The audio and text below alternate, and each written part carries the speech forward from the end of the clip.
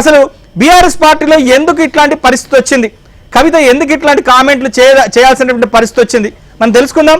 రాజకీయ విశ్లేషకుడు గోనె ప్రకాష్ రావు గారు ఉన్నారు మనతో మాట్లాడేందుకు. ప్రకాష్ రావు గారు, వెరీ గుడ్ మార్నింగ్.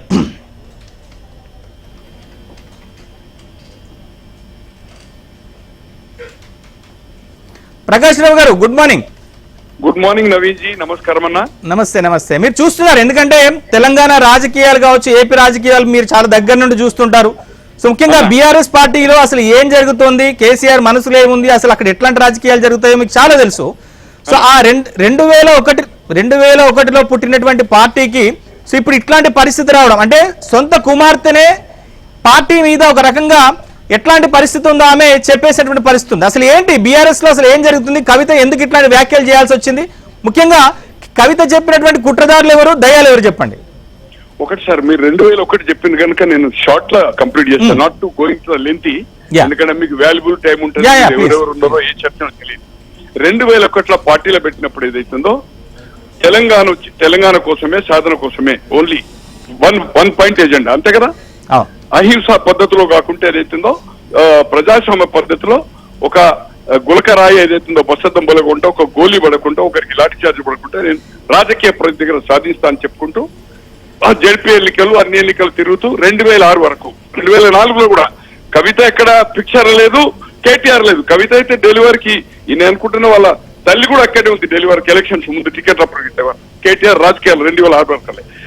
తెలంగాణ వచ్చిన తర్వాత మొదటి ముఖ్యమంత్రి దళితుడు, నేను మియా బీబీ, నా కొడుకు బిడ్డ అమెరికాలో ఉన్నారు, నాకు పావు షేర్ బియ్యం చాలు, తలైన నరుకుంటాడు కానీ కేసీఆర్ మాట తప్పడన్నాడు. అయిపోయింది. 2006లో కుటుంబ పార్టీ చేసి ఇక్కడ మెయిన్ కవిత ఏదైతుందో ఈ యొక్క ఆర్గనైజేషన్ జాగృతి అని పెట్టి ఏదైతుందో రాజకీయాలు నడుపుతుందో, మెయిన్ మొన్న ఏదైతే ఆమె ఈ పార్లమెంట్ డిబాకిల్ అయిన తర్వాత ఏదైతుందో 8 డిపాజిట్ పోయి 17వ సీట్ అయితే ఎవరికి రాదు కదా సార్, 16 సీట్లు చిత్తు ఓడిపోయిన తర్వాత ఈమె వల్ల ఏదైతుందో అరెస్ట్ ఈ లిక్కర్ దాంట్లో ఉండడం వల్ల పార్టీ ఏదైతుందో కుప్ప కూలిపోయింది అనేది అప్పటి నుంచి ఏదైతుందో అతనికి ఒక భావన.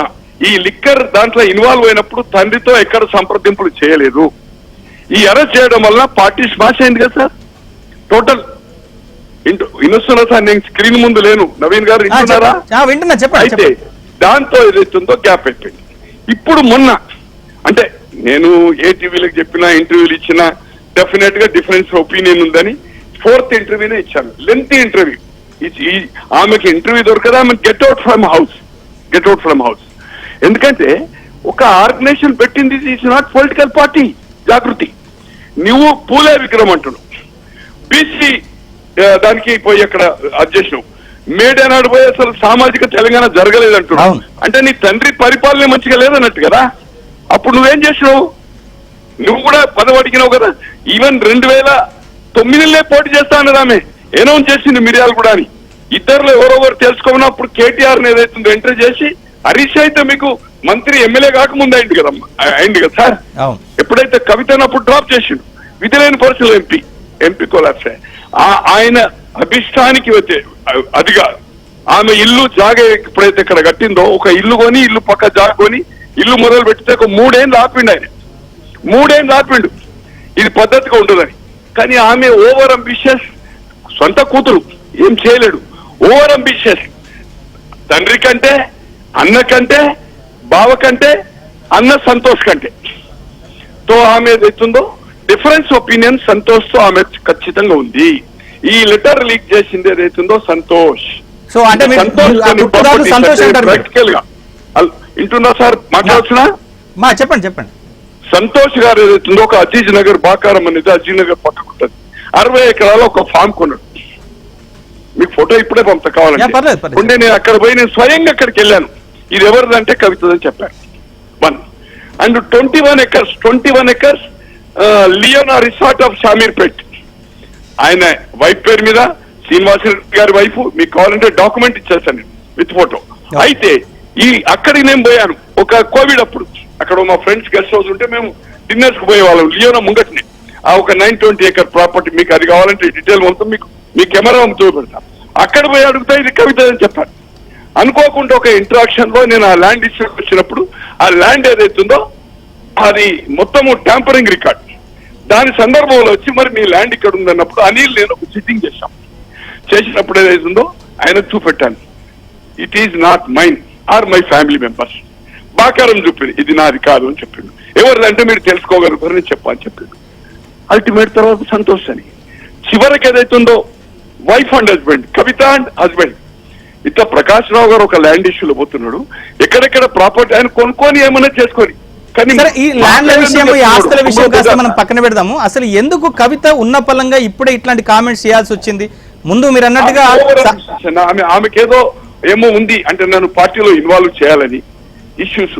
ఈ ఇష్యూస్ ఇప్పుడెందుకు వచ్చినాయి ఇష్యూస్? నువ్వు ఒక పార్టీ, నువ్వు లెటర్ రాయడం అనేది మేనకా గాంధీ, మన ఇందిరాగాంధీకే ఉండే, ఇందిరాగాంధీ నెహ్రూ ఉండే, ఇది కామన్ సార్. ఈ రోజుల్లో ఏదైతుందో ఇంట్లో కూడా ఫోన్లలో ఫోన్లోనే మెసేజ్ కొన్ని ఎక్స్ప్రెస్ చేయలేం డైరెక్ట్. ఇవన్నీ ఇప్పుడు జరుగుతుంది. ఎందుకంటే లెటర్స్ రాసుకున్న ఇన్సిడెంట్స్. ఒక విషయం చెప్పండి, మనం మొన్నటి వరకు ఒక ఎపిసోడ్ చూసాము, జగన్ షర్మిల ఉదంతం మనం చూసాము. సో ఇప్పుడు బీఆర్ఎస్ లో జరుగుతున్నటువంటి పరిస్థితి కనుక చూస్తే సేమ్ ఈక్వల్ గా అలానే పరిస్థితి కనిపిస్తుంది. ఇక్కడ కూడా అన్న వర్సెస్ దానికి ఆమె కూడా ఏదైతుందో ఎంపీ స్థానాలు ప్రామిస్ చేశాడు, కానీ ఈమెకి ఏం అన్యాయం చేయలేదు. లోక్సభ ఇచ్చాడు, ఫ్రీడమ్ ఇచ్చాడు. లోక్సభ 7 ఎమ్మెల్యేలు గెలిచినా ఆమె అహంకారంతో వాళ్ళతో సఖ్యత రేఖ ఓడిపోయిన మళ్ళీ ఎమ్మెల్సీ ఇచ్చాడు. ఎప్పుడైతే ఈ లిక్కర్ అయిందో దాని వలన పార్టీ నష్టపోయిందని ఆయనకు మనసులో వచ్చింది. తర్వాత ఓవర్ అంబిషియస్, ఈ అమ్మాయి ఓవర్ అంబిషియస్. ఇంకెంతమంది ఇన్వాల్వ్ చేస్తాడు? నా బొమ్మ పెట్టలేదు అంటే ఇవాళ హరీష్ రావు కంటే కంట్రిబ్యూషన్ ఎవరికి లేదు కదా, మీరు లేరు కదా, అసలు 2060 వరకు పిక్చర్ లేరు కదా ఉప ఎన్నిక వరకు. ఆమె ఏదైతుందో ఏదో మనసులో ప్రాపర్టీ ఇష్యూ అయితే కాదు, ఈమె కంఫర్ట్ ఉన్నది, తండ్రి కూడా దాంట్లో డెఫినెట్. ఆస్తుల పంచాయతీ కాదు, కేవలం అధికారానికి సంబంధించిన పదవులకు సంబంధించిన పంచాయతీ అంటారు. బస్ అధికారం ఆయనకు రాజకీయం. సార్ హరీష్ రావు గారి తమ్ముతో ఈమె ఎంగేజ్మెంట్ అయింది. ఎంగేజ్మెంట్ అయిన ఏదైతుందో నేను బాబుకి ఎంగేజ్మెంట్ అయితే వాళ్ళ చర్చల్లో రాజకీయాల కాదు ఫ్యామిలీ పరంగా అంటే ఎప్పుడైతే ఆ కండిషన్ పెట్టిందో ఆ ఎంగేజ్మెంట్ బ్రేక్ అయ్యి తర్వాత ఏదైతుందో ఎడ్యుకేషన్ పోయింది, కొన్ని రోజులు పెళ్లి చేసుకోవాలి. చివరకు మళ్ళీ ఇండియాకి వచ్చినాక మా మిత్రుడే వాళ్ళ బంధువులు. కవిత భవిష్యత్ ఏమంటారు? ఎందుకంటే ఆమె చెప్పాల్సిన విషయాలని చెప్పేసింది. సో పార్టీలో నాకే ఇట్లాంటి అన్యాయం జరిగితే సామాన్యుల పరిస్థితి, సామాన్య నేతల పరిస్థితి ఏందని చెప్పేస్తున్నారు. సామాజిక న్యాయం క్యాబినెట్ లైందా? ఎస్సీ ఎస్సీ ఏబిసిడి కేటగిరీస్ ఉంది. అసలు మంత్రివర్గంలో అవకాశం ఉందా అండి? మాదిగా మాలో ఉండాలి కదా. ఓకే, బీసీలకు వచ్చిందా, ట్రైబల్లకు వచ్చిందా, మహిళలకు అసలు ఈమె మహిళ గురించి మాట్లాడుతుంది. ఫస్ట్ క్యాబినెట్ లో మహిళగా లేరు కదా సార్, రెండో క్యాబినెట్ లో అయిన రాదు. ఒక 2 ఏళ్ల తర్వాత సబితా మోహన్, సత్యవతి రావుతో మహిళలకు ఎక్కడదన్నా 4 వేల ఉంటారన్నా 18 క్యాబినెట్ లో 6 రెట్లు ఉంటారన్నా. తెలంగాణ వచ్చిన తర్వాత ఏమన్నా నక్సలైట్ ఏజెంట్ మా ఏజెంట్ అన్నాడు. సామాజిక తెలంగాణ ఇప్పుడు నీ పార్టీ పదవులో ఉందా? వర్కింగ్ ప్రెసిడెంట్ ఉందా? నీ హౌస్ లో నువ్వు కౌన్సిల్లో, అసెంబ్లీలోనో బాబా మరుదులు మాట్లాడుతుంది. నీ అన్నావు నువ్వు బాబా, కౌన్సిల్లో నువ్వు, నీకు అక్కడ కౌన్సిల్ మెంబర్ లేరు కదా, వాళ్ళకి ఇవ్వాలి కదా మెటీరియల్, నువ్వు మాట్లాడియాలి కదా, నీ పద్ధతి కదా, వాళ్ళని ఎలివేట్ చేయాలి కదా. నువ్వు ఎందుకు చేయడం లేదు? ఆల్రెడీ నువ్వు ఎక్కడికో వెళ్ళిపోయావు, ఫిగర్ అయిను. ఇంకొకరిని నువ్వు అప్లిఫ్ట్ చేయాలి కదా. ఎందుకు కౌన్సిలర్ రోజు గంటలు మాట్లాడుతుంది? ఎందుకు ఇంకొక సభ్యులకు ఇస్తలేదు? కౌన్సిలర్ నీకు ఉన్నారు కదా, ఇప్పుడు chairman vice chairman. Prakash Rao గారు, ఇప్పుడు కాసేపట్లో కేటీఆర్ ప్రెస్ మీట్ కూడా ఉండబోతుంది 11 గంటలకు. సో జరుగుతున్నటువంటి పరిణామాల మీద కూడా ఆయన స్పందించే అవకాశం. నవీన్ గారు, ఐజ్ ఫర్ పార్టీ బైలాస్, ఆమె out of the way. Party ఇష్యూను ఇది లెటర్ కాదు, లెటర్ అయితే పక్కన పెట్టండి. బట్ ఆమె బహిరంగంగా మే 1 కానీ పూలేదు కానీ తర్వాత కొవ్వొత్తులు ఏదైతుందో ఈ మొన్న వారైంది కదా, వారి ఇష్యూలో కానీ పార్టీ అంటే ఆమె జాగృతి తరఫు చేసి పార్టీ లైన్, ఆమె party member, legislative party member, అది పార్టీ బైలాస్ కి వ్యతిరేకం. ఆమె ఏదైతుందో నేను 5th కే ఇంటర్వ్యూ ఇచ్చాను. ఆమె డైరెక్ట్ ఎక్స్పెల్ చేయాలి. ఆమెనైతే నిజంగా చిత్తశుద్ధి ఉంటే. పార్టీ అనేది ఒక బైలాస్ ఉంటుంది సార్, పార్టీకి దానికి వ్యతిరేకంగా పోయింది సార్ బహిరంగంగా. లెటర్లో ఏం కొత్తగా ఉంది సార్? ఆల్రెడీ ఇవన్నీ ఓపెన్ గా చేసింది కదా సార్. సామాజిక న్యాయం జరగలేనిది అసలు ఇది ఆదాయం అంటే మన హైదరాబాద్ ఇంత, తర్వాత వికారాబాద్ ఇంత వ్యత్యాసము, ఒక ఎకరానికి 10 ఎకరాలకు వస్తుంది. ఇవన్నీ రేట్ చేసింది కదా. డెఫినెట్లీ ఆమె get out of the party, excuse అనేది ఉండదు అనేది నాకుండే పొలిటికల్ అవగాహన. ఉన్నప్పుడు ఏదైతుందో ఎప్పుడైనా కుంపటి once for all finish up చేస్తారు. Thank you very కానీ ఈ much. లీక్ మాత్రము సంతోషించిండు దాంట్లో ఏమాత్రం థ్యాంక్ యూ వెరీ మచ్ గోనె ప్రకాష్ రావు గారు. మీ